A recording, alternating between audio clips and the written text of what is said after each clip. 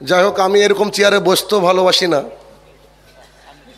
তারপরেও উপায় না পেয়ে কোথাও কোথাও বসতে হয়। আর উঁচুতে বসে এই জন্য যাতে আপনাদেরকে দেখতে পাই আর আপনারা দেখতে পাবেন, এটুকুই। তাছাড়া নর্মালি উঁচুতে বসা কিন্তু বিয়াদবি, ঠিক না? তো আমরা মানুষ, আমি মানুষ, Shahinur Rahman is a man. আমরা কিন্তু দেবতা না, আর এমন কিছু জানি না যে ফু দিয়ে আপনাকে জান্নাতে পাঠাবো। আমরা যে কথাগুলো আলোচনা করব তা পড়াশোনা করে আসি, আসার পরে আপনাকে আমি শোনাই। আমি শুরুতে বললাম যে আল্লাহ সুবহানাহু ওয়া তাআলা আমাদেরকে কেন সৃষ্টি করেছেন বলেন? ইবাদত করার জন্য, পরীক্ষা করার জন্য। বাংলাদেশে একটা ছেলে যখন এসএসসি পরীক্ষা দেয় 3 ঘন্টা সময় পাওয়া যায়, ঠিক তো? 3 ঘন্টার মধ্যে বাচ্চাটা, ছেলেটা, মেয়েটা এরকম ভাবে কি যে আমি 1 ঘন্টা ঘুমিয়ে নিই পরীক্ষার হলে, পরের 1 ঘন্টা একটু আড্ডা মারবো, আর লাস্টের 1 ঘন্টা লিখবো। এরকম ঘটনা পৃথিবীতে আছে? নাই। তো আল্লাহ সুবহানাহু ওয়া তাআলা আপনাকে যে সময়টা দিলেন, 60, 70, 80, 90 আমাদেরকে দিলেন, এই টোটালটাই একটা পরীক্ষার হলের মধ্যে কাটানো সময়। তাহলে আমরা যদি এই সময়টুকু আল্লাহ সুবহানাহু ওয়া তাআলার রাস্তায় ব্যয় নাই করি, আল্লাহ সুবহানাহু ওয়া তাআলার সান্নিধ্য লাভ করার চেষ্টা না করি, তাহলে আমরা পরীক্ষায় সবাই ফেল করব। আর আমাদের ফেলের পরে যে রেজাল্ট আসবে, ওই রেজাল্টটা দ্বিতীয়বার পরীক্ষা দেওয়ার আর কোনো সুযোগ নাই। আজকে কি বার? বৃহস্পতিবার। দেখে এখানে কতজন লোক আমার কথা বুঝতে পারে, একটু কথা বলি। আমি এভাবে যদি বলি, let's sit down here and talk the matter about big and Devi. I enjoyed a letter and notebook. It was very flattering to find that at least one member of the audience came learn and did learn. Devi, you have a tried at present Mr. Faraday? Yes, sir. I have a tried at present Mr. Faraday. David Shackle, very commendable young man. কজন বুঝতে পারলেন? কজন বুঝতে পারলেন? আমি challenge দিয়ে বলছি, সামনে যতজন মানুষ বসে আছেন কেউ বুঝতে পারেননি। এভাবে যদি আমি 8 ঘন্টা কথা বলি, আপনারা কেউ থাকবেন? 30 থেকে 40 বছর যাবত আপনার ইমাম সাহেব দিন রাত আরবি আউড়িয়ে যাচ্ছে, আর আপনি দিন রাত ইমাম সাহেবকে কিছু না বলে বসে আছেন। আপনার ইমাম সাহেব 30 বছর খুতবা দেওয়ার পরে একটা নামাজি বানাতে পারেনি। কারণ এই লোকগুলা গাজীপুরের, এই লোকগুলা টঙ্গীর, এই লোকগুলা ঢাকার, এদের সবারই মাতৃভাষা হচ্ছে বাংলা। এর সামনে আরবি আউড়িয়ে যাওয়া আর ছাগলের সামনে ইংরেজি হিন্দি গান করা সেম। এই জন্য তো আমাদের সমাজটা পরিবর্তন হয়নি। যেমন করে শাহিনুর রহমান শুরুতে ইংরেজি বলল, তার আগামাথা আপনি কিছু বুঝতে পারলেন না। আপনার ইমাম সাহেব যে কি বলে ও নিজেও বুঝে না, পাবলিকও বুঝতে পারে না। এটা হচ্ছে আমাদের বর্তমান প্রেক্ষাপট। এই বাংলার জমিনে কালকে 98টা মসজিদে আরবিতে খুতবা হবে, আর 95% লোক ঘুমাবে। আবার ওটা নিয়ে উঠে অজু করে, উইদাউট অজুতে সালাত আদায় করবে, ঠিক না? এটা হচ্ছে বর্তমান পরিস্থিতি। একটা মানুষকে যদি বলা হয় আপনার নাম কি, তো বলছে চণ্ডীদাস। আমি কি রামায়ণ মহাভারত পড়তে পারি? আমি কি বেদকে স্পর্শ করতে পারি? পড়তে পারি। তো বলছে জি না, তুমি পড়তে পারবা না। কেন? ওই ব্রাহ্মণ যারা, তারা একটা জাতিকে, তাদেরই একটা ছোট ভাইদেরকে কোণঠাসা করে রেখেছে। ওই রকম ব্রাহ্মণ্যবাদী কিছু আলেম এদেশের বুকে, যারা বাংলায় কোরআন পড়াকে, বাংলায় হাদিস পড়াকে অনেকটা নাজায়েজের মতো মনে করে, যার ফলস্বরূপ আপনার সামনে কি বলা হলো আর কি বোঝানো হলো, আপনি যতক্ষণ না বুঝতে পারবেন অতক্ষণ যাবত আপনি কি করে জান্নাতকে বুঝবেন, কি করে জাহান্নামকে বুঝবেন, আর কি করে আপনি নেশাদার দ্রব্য বুঝবেন বলেন? এটা তো সম্ভব না। আগে আপনাকে বুঝতে হবে, ঠিক না? আমি এসে এমন একটা ভাষায় কথা বলা শুরু করলাম, এটা যদি আপনি না বুঝতে পারেন তাহলে 10 মিনিট, 15 মিনিট, আধ ঘন্টা, তারপরে যা চেহারা দেখার দেখে চলে যাবেন। এরকমই হচ্ছে আমাদের মসজিদে, আগামীকালকে হবে। তারপরেও আপনি প্রতিবাদ করবেন না, তারপরে আপনি নিজেকে বলবেন আমি পুরুষ। এটা হয় কি করে? এটা হয় কি করে? আপনি আল্লাহর রাস্তায় থাকবেন, আল্লাহ সুবহানাহু ওয়া তাআলা আপনাকে সাহায্য করবে। কনফার্ম। আল্লাহ সুবহানাহু ওয়া তাআলা কোরআনুল কারীমের মধ্যে বলছে, তুমি আমার রাস্তায় থাকো, আমি তোমাকে সাহায্য করব, আমি তোমাকে সাহায্য করবো। আল্লাহ সুবহানাহু ওয়া তাআলা বলছেন। আল্লাহ সুবহানাহু ওয়া তাআলা কোরআনুল কারীমের মধ্যে 82 টাইমস 82 বার বললেন আকিমিস সালাত, তোমরা সালাত কায়েম করো। আপনি একটা বাইক কিনতে গেলেন, মোটর সাইকেল, 1 লক্ষ টাকা পেড করে দিলেন, আপনাকে বাইকটা দিল, সব দিয়ে দিয়েছে বাইকের, শুধুমাত্র হ্যান্ডেলটাকে রেখে দিয়েছে। নিবেন? নেবেন না কেন? ওটা কি বাইক না? আপনার কাছে বাইক না কেন? উইদাউট হ্যান্ডেল এটা তো চালানো যায় না, আর এটাকে বাইকও বলা যায় না। আপনি হজ করতে গেলেন, 3 লক্ষ টাকা খরচ। হজ করতে গিয়ে ভাবলেন এত খাটনি কে করবে, একবার কাবার তোয়াফ করবো আর শেষে একটা কুরবানি দিয়ে দেবো, হজ হবে কেন? মাঝে যে আহকাম বিধি বিধান রয়েছে এইগুলাকে আপনি পালন করলেন না, সে অলসতা বশত হোক কিংবা আপনার ইগো বশত হোক। তাহলে আপনি সৌদি আরবে গেলেন, ভিসা পেলেন, 3 লক্ষ টাকা খরচ করলেন, কুরবানি দিলেন, তারপর আপনার হজ হলো না কেন? মাঝের কয়েকটা আহকামকে আপনি ছেড়ে দিয়েছেন। 1 লক্ষ টাকা দিলেন, বাইকের দাম 1 লক্ষ টাকা, কিন্তু দোকানদারের কাছ থেকে বাইক নিচ্ছেন না কেন? আপনাকে হ্যান্ডেলটা দেয়নি, ঠিক না? তাহলে ওই লোকটা যে ফেরেশতার মতো ধবধবে সাদা পোশাক পরে শুধুমাত্র জুমার দিনে মসজিদে যায়, ও কি করে মুসলমান থাকতে পারে? কথা বুঝছেন না? 5 ওয়াক্ত সালাত সমান সমান একদিনের একটা ফরজ। 5 ওয়াক্ত সালাত সমান সমান একদিনের একটা ফরজ। কেউ যদি 1 ওয়াক্ত সালাতকে ইচ্ছে করে ছেড়ে দেয় তো তার সবগুলা বাতিল। কেমন করে বাতিল? আপনাকে আপনার মাস্টার মশাই বললো, এই শোনো 1 থেকে 10 পর্যন্ত লিখো। এবার আপনি লিখতে শুরু করেছেন 1, 2, 4, 5, নিচে যত লিখবেন ভুল হবে কি হবে না? কেন? আপনি 3 ছেড়ে দিয়েছেন। আপনি 3 ছেড়ে দিয়েছেন। আপনি একবারে জোহর থেকে শুরু করলেন, খালি ফজর পড়েননি। You are not the Muslim at all. আপনি মুসলমান না। আপনার বাংলাদেশের আইডি কার্ডে, আপনার বাংলাদেশের পাসপোর্টে, আপনার সৌদি আরবের ভিসায় আপনার নাম আব্দুর রহমান আছে। আপনি মরার পরেও থাকবে, কিন্তু আল্লাহ সুবহানাহু ওয়া তাআলার লিস্টে আপনি মুসলমান নন। এর জন্য দায়ী কারা? আপনার শিক্ষক, আমার শিক্ষক। আমাদের সমাজের যা স্টিয়ারিং আমাদেরকে বোঝাতেই সক্ষম হয়নি যে 5 ওয়াক্ত সালাত আদায় না করলে আল্লাহর কাছে মুসলমান থাকা যায় না। শেখ হাসিনার কাছে থাকা যায়, খালেদা জিয়ার কাছে থাকা যায়, আরে ডক্টর মুরাদের কাছেও থাকা যায়, কিন্তু আল্লাহর কাছে মুসলমান থাকা যায় না। আল্লাহ রাসূল সাল্লাল্লাহু আলাইহি ওয়াসাল্লাম বলছেন, মান তারাকা সালাতান মুতাম্মিদান ফাকাদ কাফারা। যে ব্যক্তি ইচ্ছে করে 1 ওয়াক্ত সালাত ছেড়ে দেয় ওই ব্যক্তি কাফের।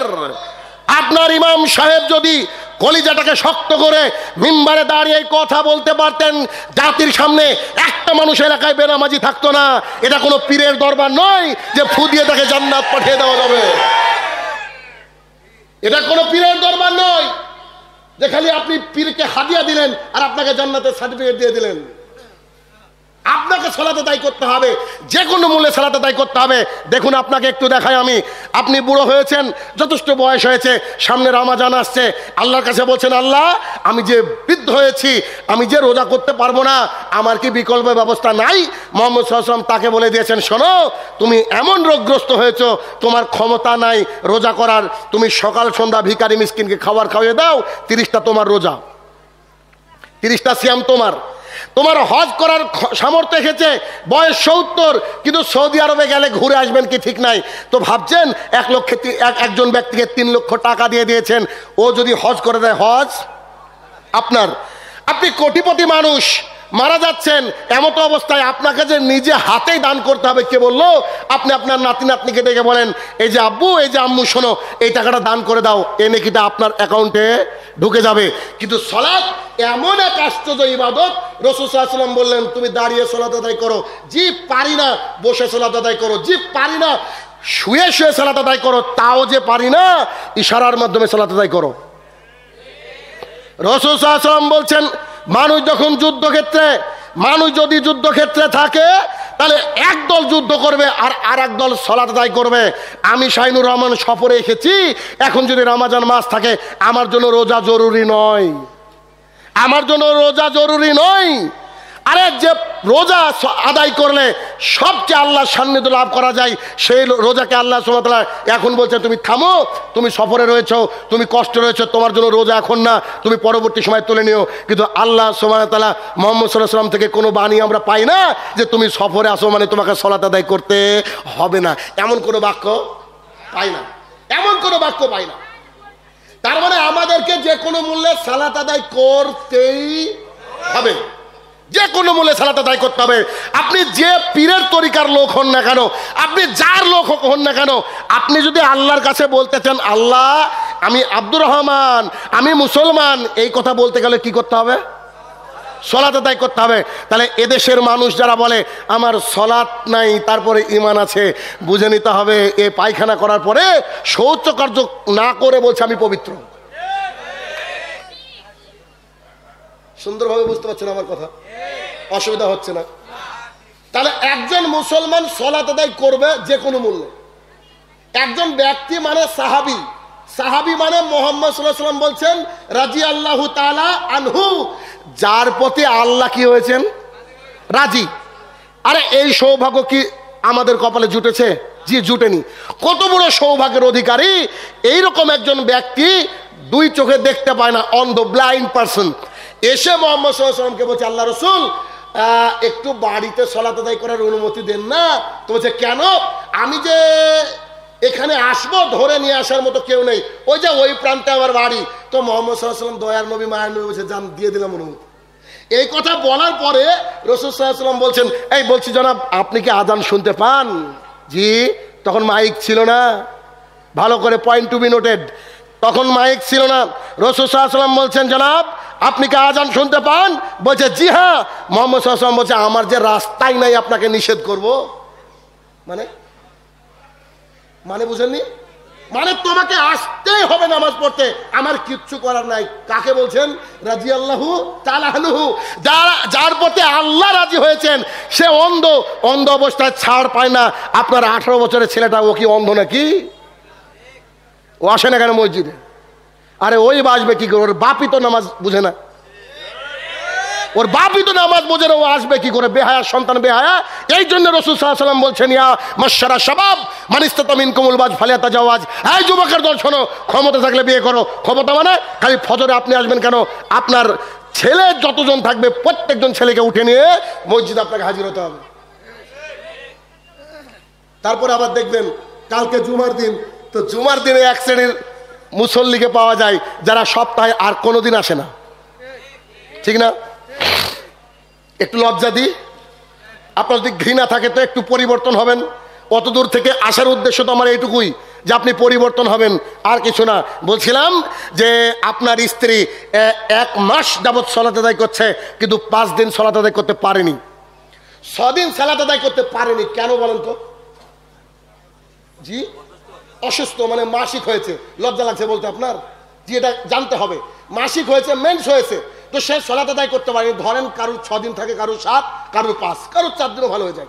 তো মনে করে নেন সে 6 দিন সালাত আদায় করতে পারেনি। কত দিনে? মাসে। 1 মাসে 6 দিন সালাত আদায় করতে পারেনি। কেন? ও নাকি মাসিক হয়েছে, ও নাকি ঋতুবতী, তাই সে সালাত আদায় করতে পারেনি। এবার আপনাকে আমি দেখাই, আপনার ছেলেটা 1 সপ্তাহে 6 দিন থাকে ঋতুবতী। খালি আগামীকালকে ফজরের পর বেচারার মাসিকটা ভালো হবে, তারপরে একবারে ধবধবে সুন্দর পোশাক পরে আর সেন্ট মেখে একবারে মনে হচ্ছে যেন ড্রাইভারকে বলে তুই পিছে যা, এমন ভাবে মসজিদে গিয়ে হাজির হয়ে যাবে, মনে হচ্ছে ফেরেশতা এখনই নাজিল হলো। ও গিয়ে সালাত আদায় করবে। কি করবে বেচারা? আবার আসর থেকে মাসিক শুরু। নির্লজ্জ, বেহায়া। ও বলছে আমি মুসলমান, আমার বাপের নাম আব্দুর রহমান, আমার দাদার নাম আব্দুর রৌফ। ও বলে কি করে? আরে একজন ব্যক্তি সালাত আদায় না করে কথা বলে কি করে? যে কথা বলে বুঝে নিতে হবে ওর মধ্যে পুরুষত্ব নেই, ওর মধ্যে কাপুরুষতা বিরাজ করে। যে কোনো মূল্যে সালাত আদায় করতে হবে। আচ্ছা এতজন এই যে লোকগুলো হয়েছেন, আপনারা এই যে লোকগুলো হয়েছেন, আর পেছনে যারা দাঁড়িয়ে আছে আমি বুঝতে পারছি না ওনা কোন লিঙ্গের মানুষ। অনেক সময় থাকে না, এদিকে ছেলেদের বাইরে হচ্ছে আপনার মেয়েদের, আর হিজড়াদের জন্য দাঁড়িয়ে থাকার ব্যবস্থা আছে কিনা? জি, এখানে ব্যবস্থা নাই বসার। কেন? এদিকে প্রচুর জায়গা, আগে আসেন, বসেন না। আমি বুঝতে পারছি জায়গা দিতে আপনারা অক্ষম, এত ছোট জায়গায় মাহফিলের ব্যবস্থা করলেন কেন? এইদিকে প্রচুর জায়গা, চলে আসুন। আপনি বসে কথা শুনবেন, দাঁড়িয়ে শুনলে আপনার মাথায় থাকবে না। কেন? আপনি শুনে আবার কথা বলবেন। ওখানে কেউ দাঁড়াবেন না, ওই রাস্তাটা আপনার বাপের না, আপনারও না, ওটা অন্য পাবলিকের রাস্তা, ঠিক না?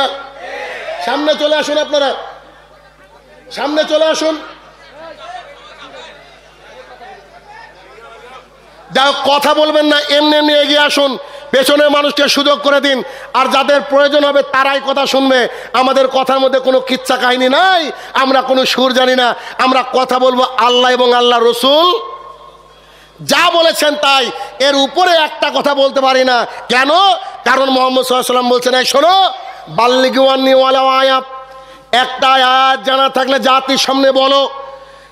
তোমার যদি প্রয়োজন হয় বানি ইসরায়েলের কাহিনী বলো, একটা আয়াত জানা থাকলে মানুষকে বলো। মানুষকে বলো গান শোনা হারাম, 31 নম্বর সূরা লুকমান আয়াত নম্বর 6। মানুষকে বলো সূরা মাইদা সূরা নম্বর 5 আয়াত নম্বর 90, জর্দা বিড়ি হারাম। মানুষকে বলো একটা আয়াত জানা থাকলে বলো। মানুষকে বলো 33 নম্বর সূরা আহজাব আয়াত নম্বর 33, তোমার বউ বুরখা ছাড়া বেরাবে না। মানুষকে বলো। কিন্তু তোমার যদি এগুলা না জানা থাকে অথবা জানা থাকে, তোমার ইচ্ছা হলে বানি ইসরায়েলের কাহিনী বলো। তবে আমার নামে যদি কেউ একটা মিথ্যা কথা বলে, ওর থাকার জায়গায় জাহান্নাম। মুহাম্মদ সাল্লাল্লাহু আলাইহি ওয়াসাল্লাম বলছেন, এই হাদিস আপনার বিদাতে হুজুরও জানে। তা আগামীকালকে জুমায় উঠে প্রথম কথা আপনার ইমাম সাহেব বলছে, মুহাম্মদ সাল্লাল্লাহু আলাইহি ওয়াসাল্লামকে সৃষ্টি না করলে দুনিয়া সৃষ্টি হতো না। বলেন আপনার ইমামের কি হবে? এই হাদিস হচ্ছে মেড ইন চায়না। জি, এই হাদিস হচ্ছে মেড ইন চায়না। এই হাদিস হচ্ছে জাল। আপনার ইমাম যে শুরুতে জাল দিয়ে শুরু করলো, মুহাম্মদ সাল্লাল্লাহু আলাইহি ওয়াসাল্লামের নামে প্রথমই তহমত, এ দিয়ে জাতি কি করে পরিবর্তন হবে? আল্লাহ সুবহানাহু ওয়া তাআলা 82 বার মানুষকে বললেন। আল্লাহ সুবহানাহু ওয়া তাআলা একবার বলাই যথেষ্ট ছিল, তবে আল্লাহ 82 বার বললেন, আকিমিস সালাহ, তোমরা সালাত কায়েম করো। যতজন লোক আপনারা উপস্থিত রয়েছেন, একজনও কি হাত তুলতে পারবেন এই কথা ভেবে যে আমি জাহান্নামে যাব? আছেন কেউ? কেউ আছে? পৃথিবীর কেউ আছে? জি, নরেন্দ্র মোদী, ও বলবে যে আমি স্বর্গে যাব, ঠিক না? নরেন্দ্র মোদী কি বলবে? স্বর্গে যাব। তো সেদিন তো নরেন্দ্র মোদীকে বলছি, আপনি যদি স্বর্গে যেতে চান তাহলে আপনাকে মুহাম্মদ সাল্লাল্লাহু আলাইহি ওয়াসাল্লামকে মেনে নিতে হবে। আশ্চর্য তথ্য বলেন কি? জি, শ্রীমদ্ ভাগবত মহাপুরাণ প্রথম খণ্ড 313 নম্বর পৃষ্ঠায় মন্ত্রতে বলা হচ্ছে, ওং অজ্ঞান হে তুকরে তো মুহাম্মদ। নামটা শোনা শোনা লাগছে, আমি তো পড়ছি মন্ত্র। জি, এটা যে কোরআনের আয়াত না। কোথায় পাবেন? শ্রীমদ্ ভাগবত মহাপুরাণ প্রথম খণ্ড 313 নম্বর পৃষ্ঠা। তবে এই কিতাব তার বাড়িতে আছে, সে নিজেও খুলে দেখে না, সে জাতির সামনে দেখায় না। কেন? দেখালে যে ফেসে যাবে, দেখালে যে ফেসে যাবে। বলা হচ্ছে, অজ্ঞান হে তুকরে তো মুহাম্মদ অন্ধকার না আসম। এমন একটা জামানা আসবে, ওই জামানায় তুমি যদি স্বর্গলোকে পৌঁছাতে চাও, অন্ধকার থেকে আলোর মধ্যে আসতে চাও, তাহলে এই লোকটাকে মেনে নিও, যার নাম হচ্ছে মুহাম্মদ। আমরা বলি সাল্লাল্লাহু আলাইহি ওয়াসাল্লাম। জি, তারাও যে বিপদে। জি না, আসলে এটা বিপদ নয়, আসলে এটা বিপদ নয়, তাদের বাঁচার রাস্তা মাত্র, তাদের বাঁচার রাস্তা মাত্র। কিন্তু মানুষ তো বুঝে না। মানুষ ভাবে আমাদের বিরুদ্ধে বলছে। জি, আপনাকে একটু ধরিয়ে দিলাম, এইটা আপনাকে ধরিয়ে দিলাম, আপনার বিরোধিতা আমি করতে আসিনি। আমি বলছি না যে ফজর সালাতের আগে ইয়া নবী সালাম আলাইকা আপনি বন্ধ করেন, এটা বলতে আমি আসিনি। আমি বলছি না যে টঙ্গীর মাঠে ওই যে ইজতেমা চলে, ইজতেমায় দিন রাত গল্প হয়, এই গল্প আমি বন্ধ করতে এসেছি, আমি এটা বলতে চাইছি না। আপনি সালাত শুরু করার আগে যে বিদাত দিয়ে শুরু করলেন, নাইতুয়ান উসাল্লিল্লাহি তাআলা রাকাতে সালাতে মৌলবীদের জ্বালাতে নামাজ পড়তে আলাদা জায়গায়, আমি এটাকে বন্ধ করতে আসিনি। আমি সম্মিলিত মোনাজাতকে বন্ধ করতে আসিনি। তবে আমি আপনাকে বলতে এসেছি, আপনি যেগুলো করছেন তার একটু দলিল দেখেন না, বুঝেননি? আপনি যেগুলো করছেন তার একটু দলিল দেখবেন। আপনাকে বলতে চাইছিলাম যে যতজন লোক আমাদের এখানে উপস্থিত রয়েছে, কেউ জাহান্নামে যেতে রাজি না। তাহলে সবারই গোল, মেন টার্গেট কি? জান্নাত। যদি জান্নাতে যেতে চায় তাহলে এই বাক্যটা কি করবেন আপনি? সূরা মুদ্দাসসির আয়াত নম্বর 42 এবং 43 আল্লাহ সুবহানাহু ওয়া তাআলা বলছেন, মা সালাকাকুম ফিস সাকার। জান্নাতীরা জান্নাতে চলে গিয়েছে, জাহান্নামীরা জাহান্নামে চলে গিয়েছে। আজকে 18 বছরের ছেলেটা দাঁড়িয়ে রেখেছে, সবচেয়ে বড় শত্রু ওর মা। বোধহয় ভাষা বুঝতে পারেননি। আপনি কালকে আমার কথা শুনে কলেজে পড়ছেন, আপনি দাড়ি রাখেন, আপনার মা বলবে তুই পাগল নাকি? আরে ছি ছি ছি, এই বয়সে কেউ দাড়ি রাখে নাকি? তারপর আপনার বাবা, তারপর আপনার বন্ধু বান্ধব, ঠিক না? তো এই যদি পরিস্থিতি হয় তাহলে আপনি এখন দাড়ি রেখে সালাত আদায় করছেন, পাড়ার বুড়ো মানুষটা আপনাকে বলে, ও বাবা মৌলবি হয়েছে কবে থেকে, খুব নামাজি, তাই না? শোন বাপ, প্রচুর সময় আছে, আমরা নামাজ পড়বো ঠিক টাইম আসলে, মুখে দাড়ি রাখা যায় টাইম আসলে, মানে মালাকুল মতের সাথে আর এগ্রিমেন্ট আছে। এর হচ্ছে বর্তমান পরিস্থিতি। তো এই যে আপনাকে ইঙ্গিত করে কথা বলছে কিছু মানুষ, 18 বছরের ছেলেটা দাঁড়িয়ে রেখেছে তাই তাকে চাচা বলে ডাকছে। এই যে চাচা বলে ডাকার রেজাল্টটা কি দেখেন? আপনাকে এই দুনিয়াতে কি করেছে, এটাকে কি বলেন আপনারা? আমরা টিটকিরি বলে এটাকে। জি, এই যে টিটকিরি আপনাকে দিচ্ছে, আপনারও তো মৌকা একবার আসবে। জি, আসবে না? অবশ্যই আসবে। এবার আপনার মৌকা এসেছে কোথায়? দেখছেন যে যারা সব টিটকিরি মেরেছিল তারা জাহান্নামে, তারা জাহান্নামে। এবার আপনি তাকে বলছেন, মা সালাকাকুম ফিস সাকার। ঘটনা কি? তোমরা আজকে সাকার নামক জাহান্নামে কেন? ঘটনা কি? আজকে কি হয়েছে তোমাদের?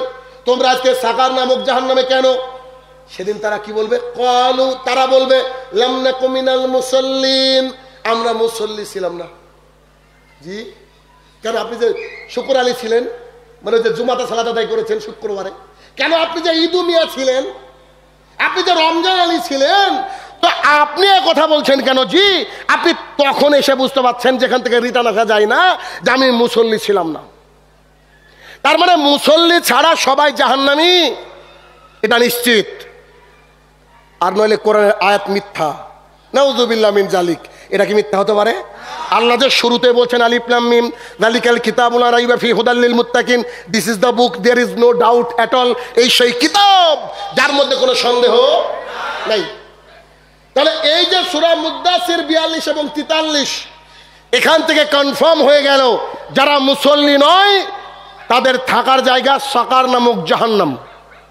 ঠিক আছে না? নিয়ে যাবেন আজকে থেকে, ছেলেকে নিয়ে যাবেন সালাত আদায় করার জন্য, বউকে নির্দেশ দিবেন। এবার ইনশাল্লাহ ভোল্টেজটা একটু কম। পৃথিবীতে কদিন বাঁচবেন তার কোনো গ্যারান্টি নাই, কিন্তু মাইক ম্যান বলতে পারবে এটার গ্যারান্টি ক বছর। কেন? ও কেনার সময় একটা এগ্রিমেন্ট ওর কাছ থেকে নিয়ে নিয়েছে, কিন্তু যে বানিয়েছে ওর কিন্তু গ্যারান্টি নেই। তাহলে আল্লাহ 82 বার বললেন আকিমিস সালাহ, তুমি সালাত কায়েম করো। আল্লাহ সুবহানাহু ওয়া তাআলা বললেন যারা জাহান্নামে যাবে তাদেরকে প্রশ্ন করা হবে যে তোমরা জাহান্নামে আসলে কেন? তারা উত্তর দিবে আমরা নামাজ পড়তাম না। ঠিক আছে না? এবার আল্লাহ সুবহানাহু ওয়া তাআলা বলছেন এই তো ফাওয়াইলুল লিল মুসাল্লিন, মুসল্লিদের জন্য জাহান্নাম। নে যাই কোন দিকে? এবার এতক্ষণ বলছে যে মুসল্লি না হলে কি জাহান্নাম, এখন আল্লাহ বলছেন যে মুসল্লি যারা তাদের জন্য জাহান্নাম। আন সালাতিহি ফি সাহুন, কারা? যারা মুহাম্মদ সাল্লাল্লাহু আলাইহি ওয়াসাল্লামের তরিকায় সালাত আদায় করে না। এবার আপনি একটু খেয়াল করে দেখেন তো জনাব, যত পৃথিবীতে ইমাম আছে, ইমাম আবু হানিফা রাহমাতুল্লাহ আলাইহি থেকে শুরু করে যতজন ইমাম আছে সবারই ইমাম কি মুহাম্মদ সাল্লাল্লাহু আলাইহি ওয়াসাল্লাম নয়? তো যদি আপনি সরাসরি মুহাম্মদ সাল্লাল্লাহু আলাইহি ওয়াসাল্লামকে মানতে পারেন তাহলে নিচের গোলার দিকে তাকানোর কি সুযোগ আছে? তাহলে আপনি তাকাবেন কেন? বলে অসম্মান আমি করছি না, আবু হানিফা রাহমাতুল্লাহ আলাইহিকে মাথার তাজ মনে করি, তবে উনি যে সমস্ত কিছু ফাইনাল দিবেন এটা আমরা বিশ্বাস করি না। কেন? কারণ মুহাম্মদ সাল্লাল্লাহু আলাইহি ওয়াসাল্লাম যে বাক্য বলবেন ওটাই চূড়ান্ত। যদি উমর কোনো বাক্য বলে, আবু বকর কোনো বাক্য বলে, ওটা যদি রাসূল সাল্লাল্লাহু আলাইহি ওয়াসাল্লামের না মিলে, দুঃখিত, আমরা নিতে পারবো না, আমরা নিতে পারবো না। আপনার ইমামকে বিরিয়ানি খাওয়াবো, পোলাও খাওয়াবো, কোরমা খাওয়াবো, সব ঠিক আছে, কিন্তু ইমাম যদি বলে যে আমার সূরা ফাতিহাই তোমার জন্য যথেষ্ট, আমি যে বলবো জি হচ্ছে না, যে এই যে মুহাম্মদ সাল্লাল্লাহু আলাইহি ওয়াসাল্লাম বলছেন লা সালাতা লিমান ইকরাফি ফাতিহাতুল কিতাব, যে ব্যক্তি সালাত আদায় করলো সূরা ফাতিহা পড়লো না তার যে নামাজি বাতিল। চাচা 70 বছর ধরে সালাত আদায় করে আসছে, চাচাকে আজকে বলতে গেলে বলবে তোর বাপের বিয়ে আমি দিয়েছি। চাচা কত বড় অহংকারী, চাচা কত বড় অহংকারী, চিন্তা করুন। তাহলে কোরআন থেকে আমরা দুটো বিষয় পেয়ে গেলাম, এক, সালাত আদায় নামাজ না পড়লে ওর থাকার জায়গা জাহান্নাম। দুই, সালাত আদায় করলেও জাহান্নাম যদি সেটা মুহাম্মদ সাল্লাল্লাহু আলাইহি ওয়াসাল্লামের তরিকায় না হয়। তাহলে সালাত আদায় করতে হবে রাসূল সাল্লাল্লাহু আলাইহি ওয়াসাল্লামের তরিকায় আদায় করতে হবে। এবার আপনাকে একটু কয়েকটা হাদিস শোনাই, কয়েকটা হাদিস আপনাকে একটু দেখাই, খেয়াল করবেন। আবু হুরায়রা রাদিয়াল্লাহু তাআলা আনহু বলেন রাসূল সাল্লাল্লাহু আলাইহি সাল্লাম বলেছেন, এই সাহাবীরা শোনো, তোমাদের বাড়ির সামনে একটা নহর আছে, একটা নদী আছে, একটা ঝর্ণা বয়ে চলেছে, ওইখানে তোমরা যদি 5 বার গোসল করো একদিনে, গা ধাও, তোমাদের গায়ে কি ময়লা থাকবে? সাহাবায়ে কেরাম বলছে বলেন কি আপনি, একবার গা ধুলেই তো থাকে না, 5 বার ধুলে থাকবে মানে? তখন মুহাম্মদ সাল্লাল্লাহু আলাইহি ওয়াসাল্লাম বলছে এটা হচ্ছে সলাতের মিসাল, সলাতের উদাহরণ, এক্সাম্পল। কেমন? কোন ব্যক্তি যদি দৈনিক 5 ওয়াক্ত সালাত আদায় করে, প্রতিদিন যত পাপ করে, যেমন করে গা ধুলে গায়ে ময়লা থাকে না, 5 বার গা ধুলে একটু থাকবে না, তেমন করে প্রতিদিন 5 বার সালাত আমাদের সমস্ত পাপকে মিটিয়ে দেয়। তাহলে এর মধ্যে এবার এমন লোক আছে নাকি যারা পাপ করে না? আছে কেউ? আমরা সবাই পাপী, তাই না? আমরা সবাই পাপী। তাহলে আমরা যদি সবাই পাপী হই, তাহলে আমাদের উচিত পাপ করার সাথে সাথে সালাতও আদায় করা, যাতে করে সালাত আদায় করলে পাপও করলাম, আবার সালাত আদায় করলাম, পাপ আর সালাতে কাটাকাটি, অন্তত 0 ব্যালেন্সে থাকলাম, ঠিক না? কিন্তু আপনি পাপ করে যাচ্ছেন, সালাত আদায় করছেন না, পাপ করে যাচ্ছেন, সালাত আদায় করছেন না, তাহলে অ্যাকাউন্টে কি জমা হচ্ছে? পাপ। এবার যদি আপনি সালাত আদায় করছেন, পাপ কমিয়ে দিয়েছেন, সালাত আদায় করছেন, পাপ কমিয়ে দিয়েছেন, একসময় আপনার সালাত থাকবে, অ্যাকাউন্টে নেকিতে ভরে যাবে, আর পাপ সামান্য থাকবে, ওগুলো ফুটবলের মতো উড়ে যাবে। তাহলে আবু হুরায়রা রাদিয়াল্লাহু তাআলা আনহু থেকে এই হাদিস থেকে আমরা প্রমাণ পেলাম যে আমরা যদি দৈনিক 5 ওয়াক্ত সালাত আদায় করি, আল্লাহ সুবহানাহু ওয়া তাআলা আমরা যতদিন যে প্রত্যেকদিন পাপ করি, এই পাপকে আল্লাহ কি করবেন? ডিলিট করে দেবেন, সব শেষ করে দেবেন। জাবের রাদিয়াল্লাহু তাআলা আনহু বলেন রাসূল সাল্লাল্লাহু আলাইহি সাল্লাম বলেছেন সালাতের নেকি 3 ভাগে বিভক্ত। কোন ব্যক্তি যদি সালাতের নেকি চায়, এই সালাতের নেকি হচ্ছে 3 ভাগে বিভক্ত। 1, সুন্দর করে ওযু করতে হবে। 2, সুন্দর করে রুকু করতে হবে। 3, সুন্দর করে সেজদা করতে হবে। 30 মিনিটে 37 রাকাত তারাবি সহজে সালাত আদায় করলো আলেম, রাইফেলের গুলিও ওরছে মনে হয় কম গতিতে যায়। বলেন এর সালাত কি হচ্ছে? আমি বলিনি 20 রাকাত সালাত আদায় করতে হবে না, আমি আপনাকে নিষেধ করিনি যে 20 রাকাত আদায় করিয়েন না। আমি আপনাকে বলতে চাইছি তারাবি এসেছে তারবি হাতুন ধাতু থেকে, যার মানে হচ্ছে ধীরে ধীরে। আপনি আবার এত গতি বুঝলেন কোথা থেকে? আল্লাহ রাসূল সাল্লাল্লাহু আলাইহি ওয়াসাল্লাম সিলসিলা সহিহ হাদিসে এখানে বলছেন সালাতের নেকি কিসের উপরে ডিপেন্ড করে? 1, সুন্দর করে ওযু। 2, রুকু। 3, সেজদা। তো আপনি যে রুকুতে গিয়ে থাকলেনই না, আল্লাহু আকবার সামিআল্লাহু লিমান হামিদা, there is no space between আল্লাহু আকবার এন্ড সামিআল্লাহু লিমান হামিদা, এই দুটোর মাঝে যে কোনো স্পেসই পেলেন না, এত দ্রুত আপনি সালাত আদায় করলেন, এই সালাত কি আল্লাহর কাছে টিকবে? জি টিকবে কি? দেখেন টিকবে না। দলিল নেন আরেকটা, সহিহ বুখারী, মূল বুখারী 104 নম্বর পৃষ্ঠার হাদিস। একটা হাদিস যদি মিরেশ পাড়ার লোককে আমি বুঝাতে পারি, আমার জন্য যথেষ্ট। একটু ভালো করে খেয়াল করবেন। কি? একজন ব্যক্তি সালাত আদায় করছে এখানে, আর মুহাম্মদ সাল্লাল্লাহু আলাইহি ওয়াসাল্লাম এখানে বসে আছে। তো সালাত আদায় করে এসে রাসূল সাল্লাল্লাহু আলাইহি ওয়াসাল্লামকে বলছে আসসালামু আলাইকুম। মুহাম্মদ সাল্লাল্লাহু আলাইহি ওয়াসাল্লাম বলছে ওয়ালাইকুমুস সালাম, ইরজি ফাসাল্লি ফাইন্নাকা লাম তুসাল্লি। এই তুমি সালাত আদায় করোনি, তুমি সালাত আদায় করো। আচ্ছা, যে লোকটাকে এই কথা বলেছে মুহাম্মদ সাল্লাল্লাহু আলাইহি ওয়াসাল্লাম, ও তো দেখছেই বসে আছে। তো আমি যদি বসে থাকি আর আপনাকে যদি বলে আপনার সালাত হয়নি, এর পরের সালাত কি জোরে হবে নাকি আসতে হবে? সুন্দর করে হবে না? সর্বোচ্চ সুন্দরভাবে হবে। তো এবার করেছে কি, ওই ব্যক্তি আবার সালাত আদায় করে রাসূল সাল্লাল্লাহু আলাইহি ওয়াসাল্লামকে গিয়ে সালাম দিচ্ছে। রাসূল সাল্লাল্লাহু আলাইহি ওয়াসাল্লাম বলছে ইরজি ফাসাল্লি ফাইন্নাকা লাম তুসাল্লি। বাক্যটা একটু আমার কাছে কেমন লাগছে?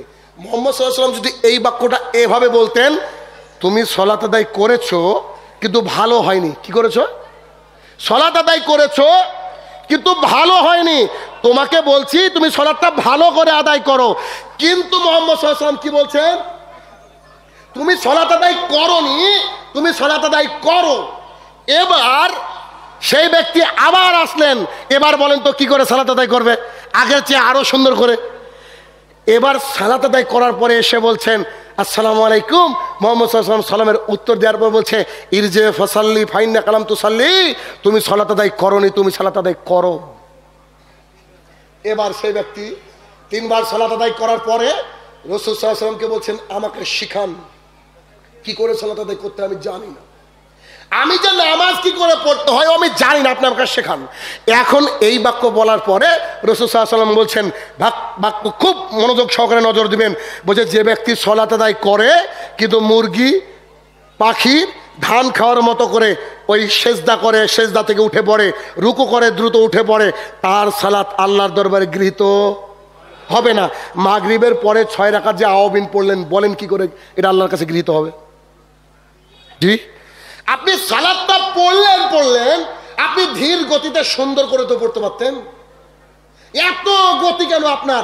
আপনার পিছনে একদিন আমি সালাত আদায় করে দেখছি সূরা ফাতিহার অর্ধেকই পড়তে পারিনি, আপনি রুকু থেকে সেজদায় চলে গিয়েছেন। কেন? ওই সময় কি আপনার টয়লেট লেগে থাকে না? বাদ বাকি তো হুক্কা হওয়া জিকির করার সময় আপনার অভাব নাই। আপনি সালাত আদায় করে কি করে বুঝলেন? আয়েশা রাদিয়াল্লাহু তাআলা আনহাকে বলা হচ্ছেন, আচ্ছা বলেন তো মুহাম্মদ সাল্লাল্লাহু আলাইহি ওয়াসাল্লাম কি করে রাত্রেবেলা সালাত আদায় করতেন? তো বলছে আমাকে জিজ্ঞাসা করো না, তার সালাতের দীর্ঘতা সম্পর্কে আমাকে জিজ্ঞাসা করো না। সাহাবায়ে কেরামরা ভাবতো যে আমরা কি আজকে সাহারি খেতে পারবো? আমরা কি সাহারি খেতে পারবো? এত দীর্ঘ কিরাত মুহাম্মদ সাল্লাল্লাহু আলাইহি ওয়াসাল্লাম করতেন, কারণ রাসূল সাল্লাল্লাহু আলাইহি ওয়াসাল্লামের অনেক পাপ আর আমরা যে নিষ্পাপ, তাই না? তাহলে এই গতি কেন? 8 রাকাত তারাবি আমার পড়তে 2 থেকে 2.5 ঘন্টা সময় লাগে, আমি তো খুবই গতিতে পড়ি। আমি শাইনুর রহমানের কথা বলছি, আমার খালি 8 রাকাত পড়তে 2 থেকে 2.5 ঘন্টা সময় লাগে, আপনার কত ঘন্টা লাগা উচিত? আপনি কি করে বুঝলেন এই গতি? সালাত আল্লাহ কবুল কি করে করবে? আশ্চর্য দুনিয়া। আমরা সালাত আদায় করি কিন্তু এর বেনিফিট, এর নেকি একটুকু আল্লাহর কাছ থেকে পাবো না, আল্লাহর কাছ থেকে পাবো না। কেন? আমার ইমাম সাহেব কত কাজের মানুষ, আরে সারাদিন কত কাজ করেছে, এখন সালাতে আসলে তার গতি বেড়ে যায়। কিন্তু ওই লোক আবার মাথায় টুপি দিয়ে মুখে দাড়ি নিয়ে মাগরিবের সালাত আদায় করে এসে 1.5 ঘন্টা যাবত আপ টু ইশা পর্যন্ত আমাদের ইন্ডিয়ান সিনেমা দেখছেন চায়ের দোকানে। দেখেন না, কথা বলেন না কেন? একবারে মনে হচ্ছে যে সালাতটা ছিল ফরজ আর এটা হচ্ছে ওয়াজিব। একবারে টুপি পরে আল্লাহু আকবার, এই বেশ্যালয়ের মেয়েগুলা নাচছে আর ও এভাবে তাকিয়ে তাকিয়ে দেখছে। চিন্তা করেন কি শিক্ষা দেবে এরা, জাতিকে কি শিক্ষা দেবে? আব্দুল্লাহ ইবনে ওমর রাদিয়াল্লাহু তাআলা আনহু বলেন, রাসূল সাল্লাল্লাহু আলাইহি সাল্লাম বলেছেন, তোমরা যদি কেউ আল্লাহ সুবহানাহু ওয়া তাআলার সাথে সাক্ষাৎ করতে চাও, আল্লাহ তোমাদের উপরে রেগে নাই এমন ভাবে, অবশ্যই তোমরা দৈনিক 5 ওয়াক্ত সালাত আদায় করো।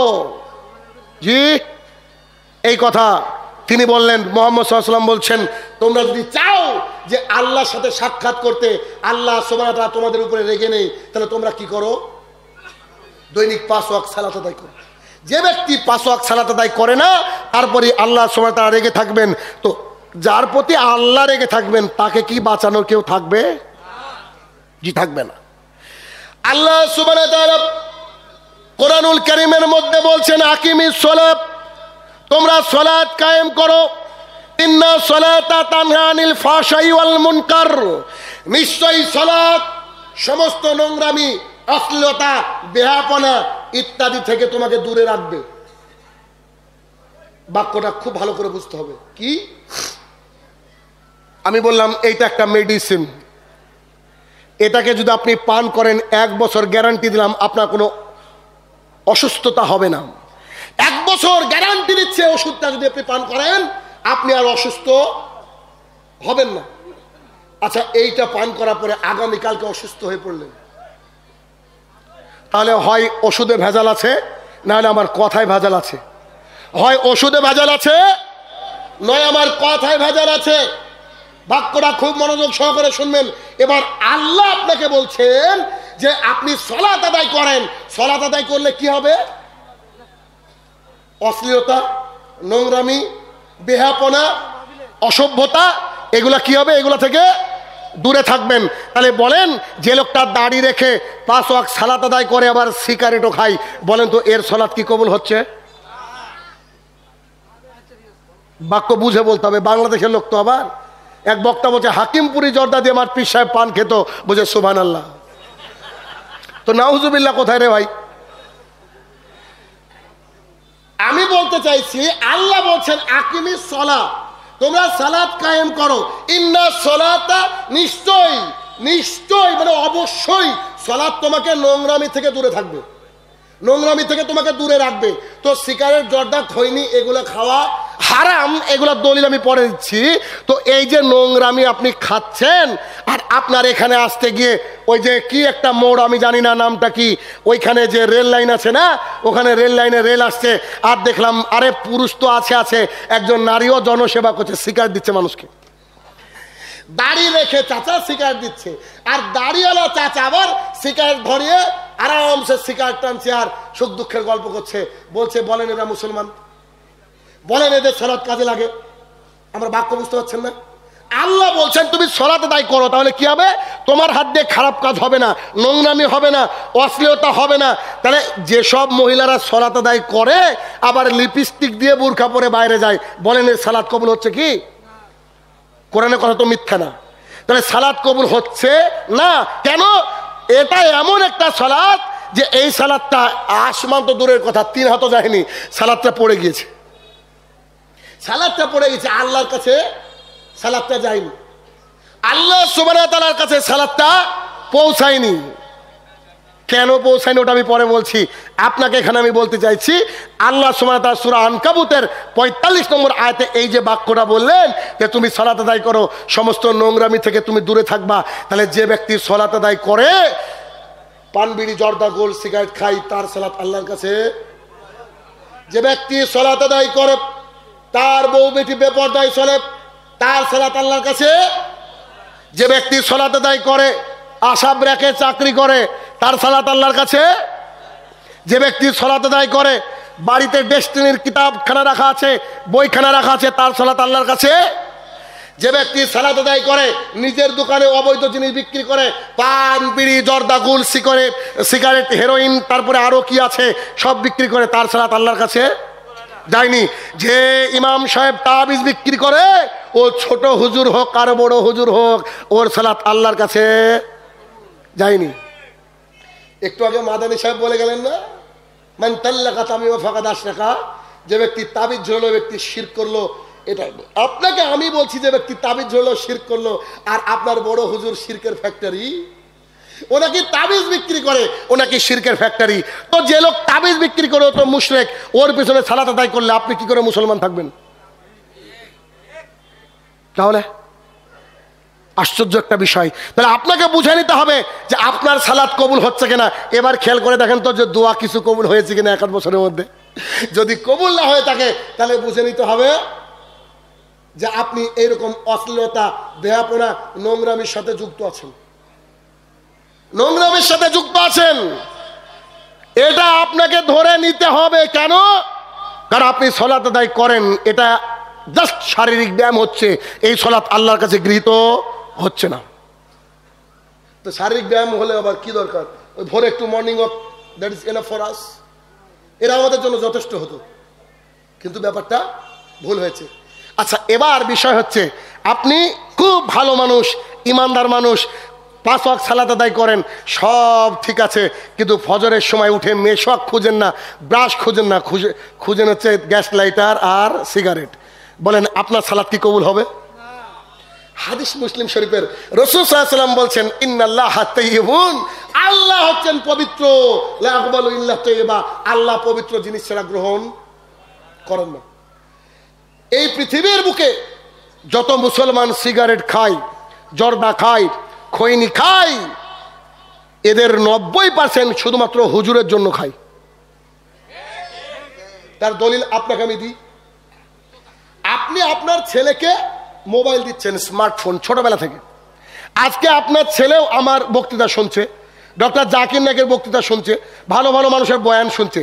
একদিন এই ছেলেটাই নোংরামি দেখবে মোবাইলে, সেদিন আপনি কেড়েও নিতে পারবেন না, ঠিক না? এটা কি কারণে হচ্ছে? ছোটবেলা থেকে ওকে দিয়ে দিয়ে আপনি কি করেছেন? অভ্যস্ত করে দিয়েছেন। ও এখন ওটা ছাড়া বাঁচে না। এই জন্য তো বাংলাদেশে বহু জায়গায় এই পাবজি, ফ্রি ফায়ার চক্করে বহু পরিবারে ধ্বংস নেমে আসছে। আবার ওই মা বাবাই 30,000 টাকা দিয়ে মোবাইল কিনে দিয়েছে। এগুলো মা বাবার দোষ, এগুলো মা বাবার দোষ। ঘরে বসে বসে ফার্মের মুরগির মতো বড় বড় হচ্ছে।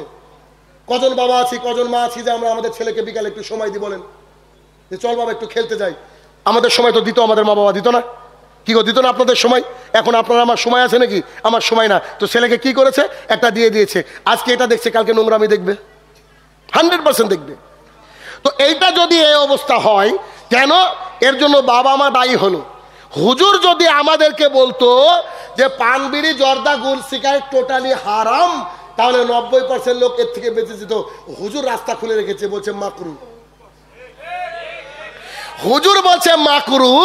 তো হুজুর যদি মাকরু বলেছে, কারণ কি? বিশ্বাস করেন হুজুর খায়, তাই বলেছে মাকরু। আপনাকে আমি কি দিয়ে বুঝাই? ওই যে ঠাকুর দুর্গা দেবীর সামনে, তার সামনে রয়েছে 7 থেকে 8 অথবা 10 থেকে 12টা ভগবান, আছে না? দুর্গা, মহিষাসুর, আরো কত কি আছে। সব ভগবানগুলাকে নিয়ে একটা ওই আপনার পাত্র নিয়েছে, মাটির পাত্র। এর মধ্যে কিছু গঙ্গা জল আছে, হাতে 2টো বেলপাতা আছে। তো এই বেলপাতা গঙ্গা জলের মধ্যে চুবাচ্ছে, ঢুকাচ্ছে, আর এইভাবে ওই ঠাকুরের দিকে মারছে আর মন্ত্র পাঠ করছে। বলছে অন্ধকারমা ভবিষ্যন্তি অসম্ভূতি উপাস্তে একম্মম দেবতা নাস্তে নাস্তে নিহিনি কিঞ্চন। মন্ত্র পাঠ করছে, মন্ত্র পাঠ করছে। জি ঠাকুর সাহেব, বলছিলাম আপনি যে মন্ত্রটা পাঠ করলেন, এর অর্থটা কি? এর বাংলা ট্রান্সলেশনটা কি? একটু বোঝান দেখি। ঠাকুর বুঝে না। কেন? বুঝলে ঠাকুরের ব্যবসা হারিয়ে যাবে। ঠাকুর বুঝলে ঠাকুরের ব্যবসা হারিয়ে যাবে।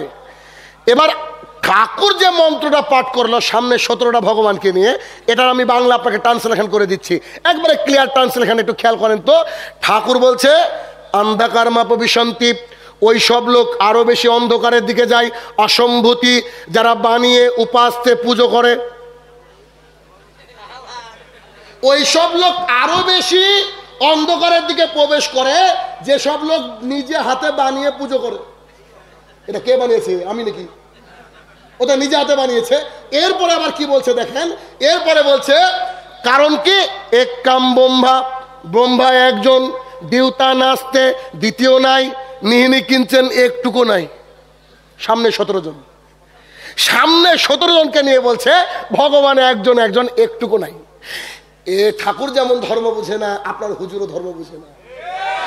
এই ঠাকুর যেমন ধর্ম বুঝে না, আপনার হুজুরও ধর্ম বুঝে না। কেন?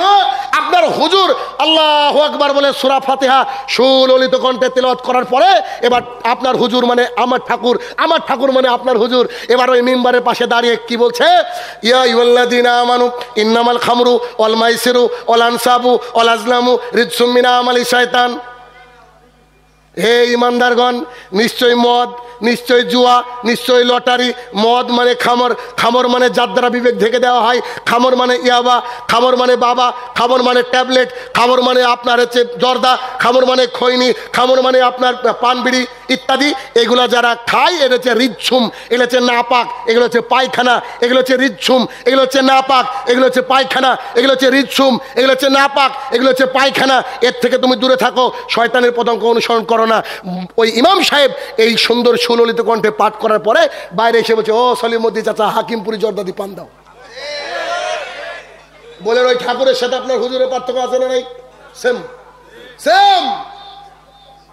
আবার আপনারা বাংলাদেশের মানুষ, আপনারা গর্ব করে বলেন যে আমরা 95% মানুষের বুকে তাওহীদ, কিন্তু পীরের অভাব নেই দেশে, মাজারের অভাব নেই।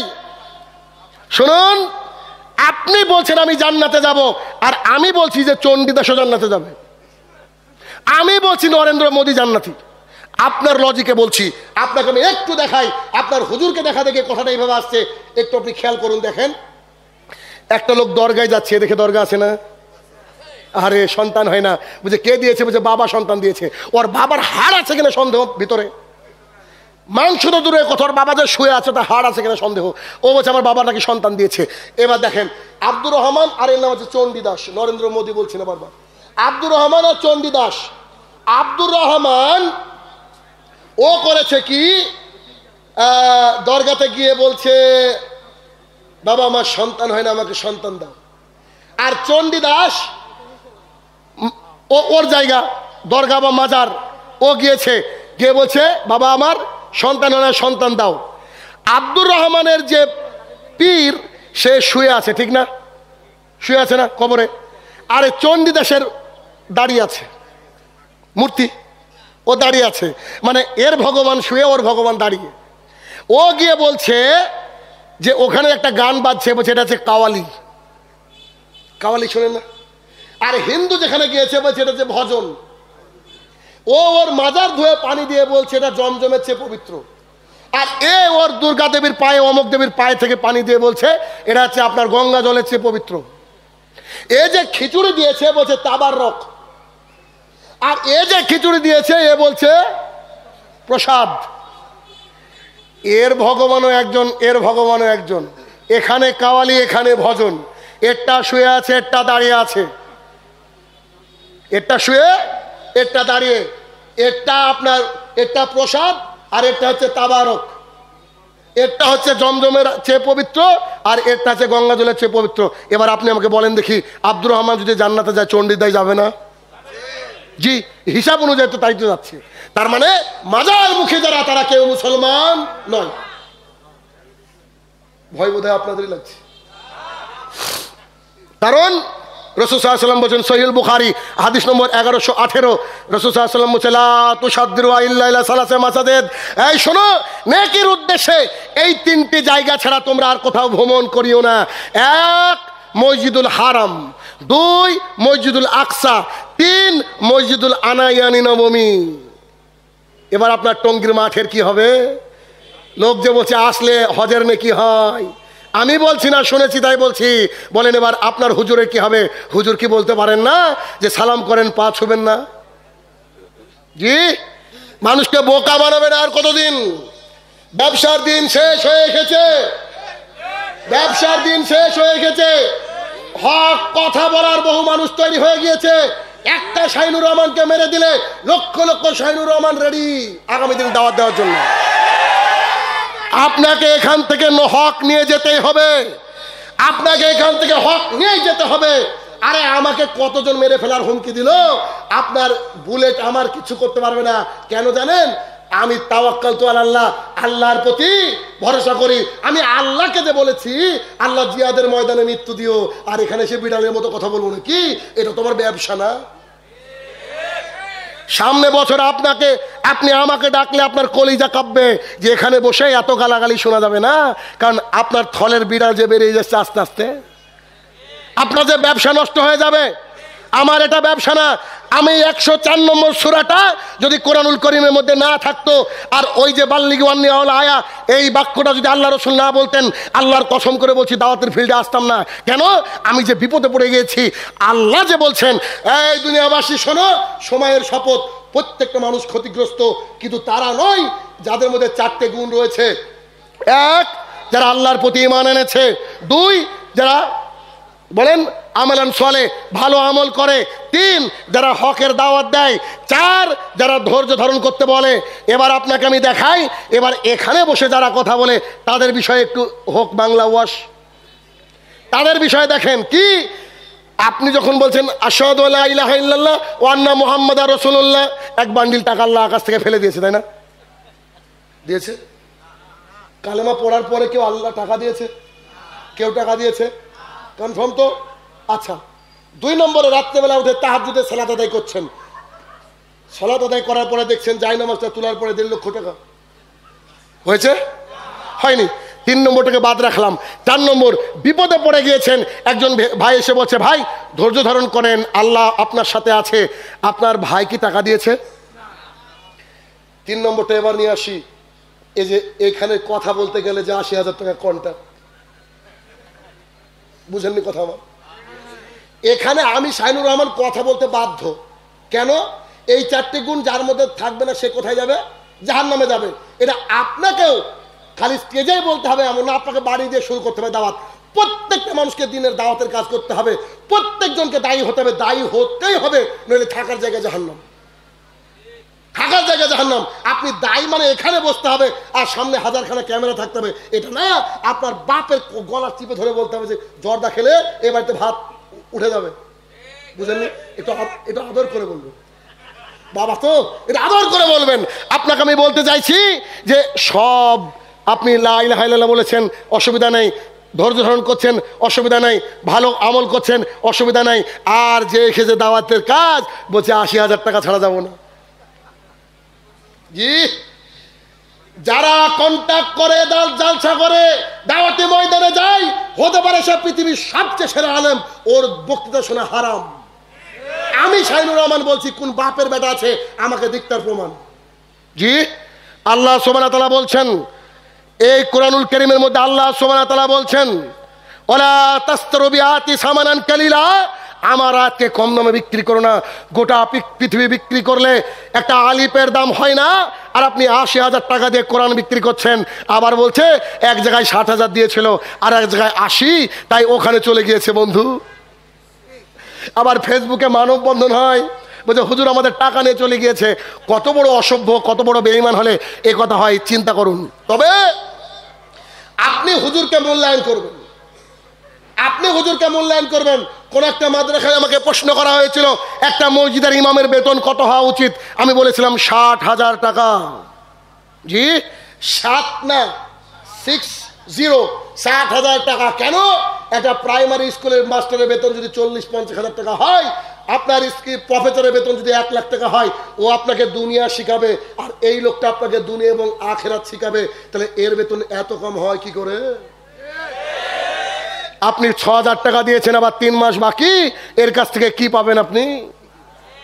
ও তো অন্য জায়গায় অন্য চিন্তায় ব্যস্ত। আপনি এখানে যারা বক্তৃতা করবে, আপনি যাদেরকে নিয়ে আসবেন তাদেরকে মূল্যায়ন করবেন। আপনি আমাকে 1 কোটি টাকা দিবেন না। এই যে এই মিরাজ পাড়া না, এটাকে তুলেন, আপনি উপরে তুলে নিয়ে আমার পকেটে দিয়ে দেন, জায়েজ। ভালো করে বুঝবেন, বক্তৃতা ভুল বুঝবেন না। পকেটে তুলে দেন, আমার জায়েজ। ধরেন আমি দেখতে সুন্দর, আপনার মেয়ে আছে, বিয়ে দেন, এটাও জায়েজ, ঠিক আছে না? কিন্তু আমি যদি বলি 500 টাকা নেব, আমাকে ডাকা যাবে না। কথা বুঝতে পারেননি? আমাকে মানে কোনো হুজুরকে ডাকা যাবে না, কারণ কন্ট্যাক্টধারী হুজুরকে কবর দিতে হবে, তবেই সঠিক ইসলাম পাবেন। নইলে টাকা যদি 80,000 টাকা কন্ট্যাক্ট করে আসি, তো যার বাড়িতে ভাত খেলাম সে যদি বলে ভাই আমার বউ পর্দা করে না, জি পর্দার ওয়াজ করবই না আমি। আমার ছেলে নামাজ আদায় করে না, নামাজের আইলি যাবো না আমি, ঠিক না? তাহলে হক কথা শুনতে হলে কলিজাওয়ালা লোক আনতে হবে, যে হক কথা বলবে। আপনি ভাড়া দেন না দেন, না এই ভাড়াটা কষ্ট করে ম্যানেজ করে নেব, বুঝেননি? কিন্তু হক কথা আপনাকে শুনে যেতে হবে। বলছিলাম যে ওই ঠাকুর যেমন দিন ধর্ম বুঝে না, আপনার ঠাকুরও, ঠাকুরই বলি, আপনার ঠাকুরও দিন ধর্ম বুঝে না। আপনার ঠাকুর যদি কালকে এই দুটো বাক্য বলতে পারে, আমি সব জায়গায় গেলে বলি, আপনাকে বলে যাচ্ছি, কালকে আমার কেন্দুয়াটিক জামে মসজিদে খুতবা রয়েছে। কোথায় ওটা? নারায়ণগঞ্জ। জি, তো আমি এই দুটো বাক্য বলছি। আপনার ইমামকে আমি জানি না, আপনার ইমামকে জানি না। যতজন এখানে শুনছেন, আপনি যতজন ইমামকে চেনেন, এই দুটো বাক্য আপনার ইমামকে বলে দেবেন। বিশ্বাস করুন, আল্লাহর কসম করে বলছি, আপনার মহল্লাতে একজন বেনামাজি থাকবে না, একজন বেনামাজি থাকবে না। এত বড় অফার নিতে চান না? নিতে যান। এবার দেখেন, কালকে জুমার দিনে খুতবাতে উঠে প্রথমে খুতবা পাঠ করার পরে ইমাম সাহেব এই দুটো বাক্য বলবে। এক, যার বাড়ির সবাই সালাত আদায় করে না, ওই বাড়ির যদি কারুর বিয়ে লাগে, তো আমি ইমাম সাহেব বিয়ে পড়াতে যাব না।